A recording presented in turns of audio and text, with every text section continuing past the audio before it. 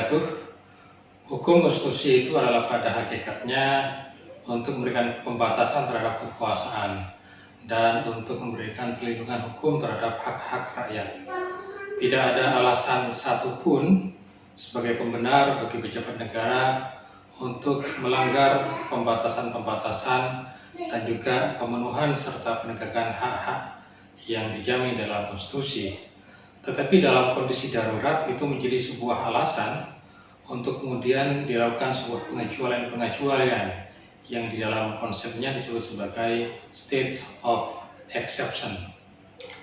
Nah, itu kemudian disebut sebagai keadaan darurat.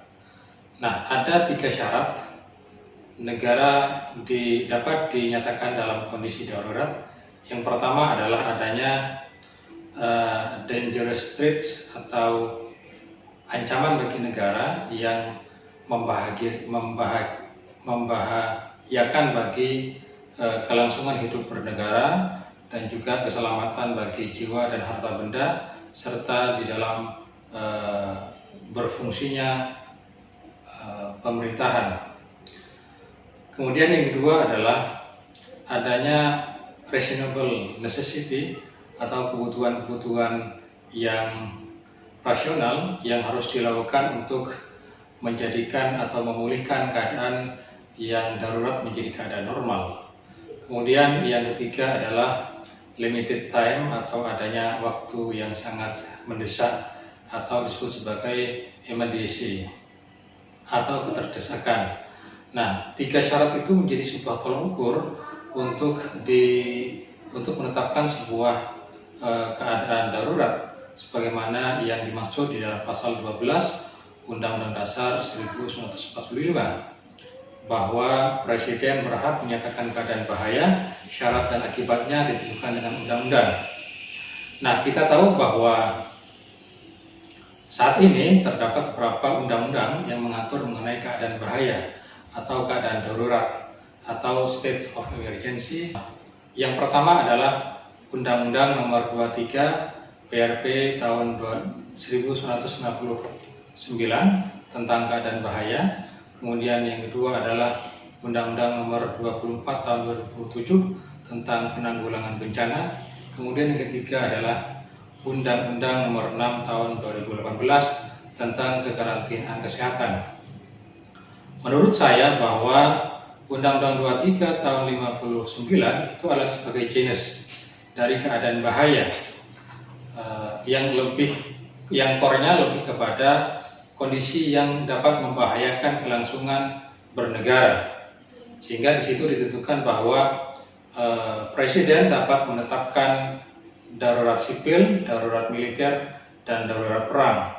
Tetapi di luar daripada undang-undang yang jenis tersebut ada undang-undang spesies, ada keadaan-keadaan darurat sebagai spesies daripada Undang-Undang 23 tahun 59, yaitu Undang-Undang 24 tahun 2007 tentang bencana, yang ini core-nya lebih kepada bencana alam.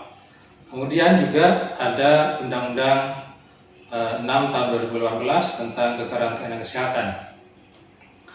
Nah, ini adalah akibat daripada perkembangan di dalam kehidupan bernegara dan bermasyarakat, di mana ternyata keadaan darurat itu bukan hanya karena adanya kerusuhan, bukan karena adanya kudeta, bukan karena adanya serangan dari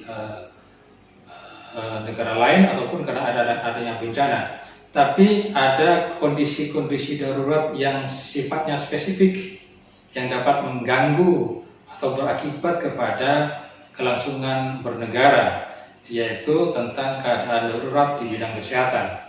Selain itu sebenarnya juga ada keadaan darurat yang dapat mengganggu kelangsungan bernegara, yaitu keadaan darurat di bidang keuangan. Misalnya di India itu disebut sebagai financial emergency. Oleh sebab itu sebenarnya lahirnya kalau kita sambungkan dengan Perpu Nomor 1 tahun 2020, ini adalah sebenarnya untuk mengatasi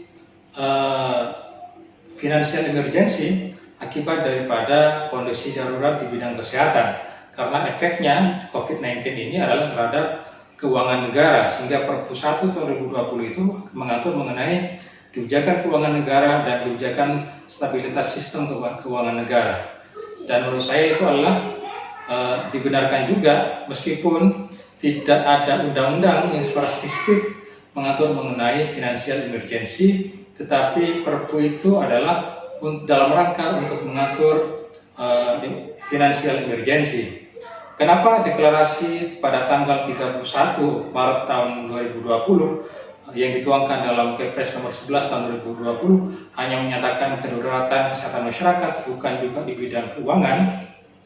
Karena untuk saat ini Indonesia masih belum memiliki undang-undang yang spesifik mengatur mengenai financial emergency, sehingga menurut saya lahirnya Perpu 1 tahun 2020 tersebut adalah dalam rangka untuk mengatur yang namanya financial emergency.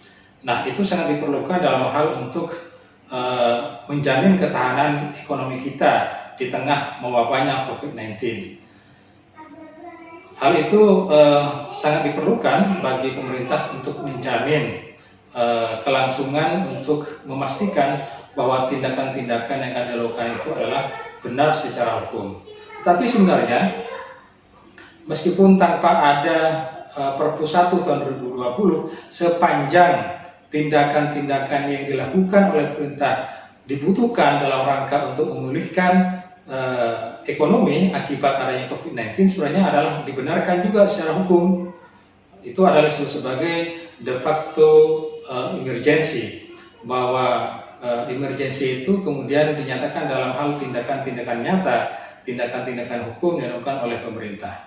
Nah, apalagi sekarang sudah ada perpunya yang insya Allah akan nanti disetujui oleh DPR tentang kebijakan keuangan negara dan kebijakan stabilitas sistem keuangan negara.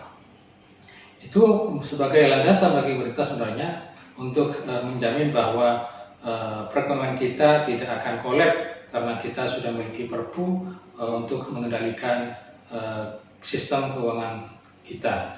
Demikian, terima kasih. Assalamualaikum warahmatullahi wabarakatuh.